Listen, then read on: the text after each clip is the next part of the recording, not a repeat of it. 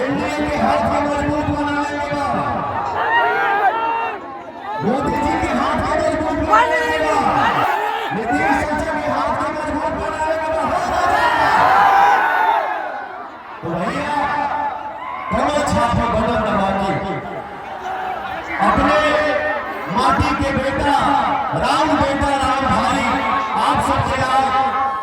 संजय पांडे जी के कमल छाप में बटन दबा के भारी मत से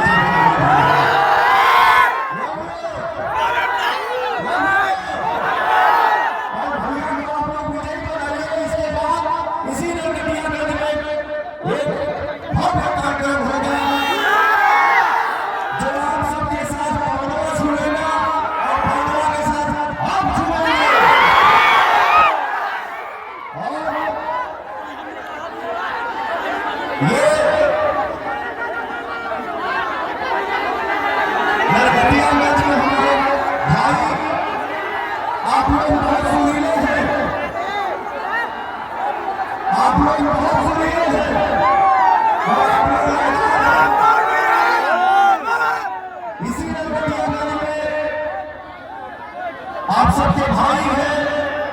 आप सबके बेटा हैं, जो हमारे भोजपुरी इंडस्ट्री के बहुत बड़े म्यूजिक डायरेक्टर हैं। रजनीश मिश्रा।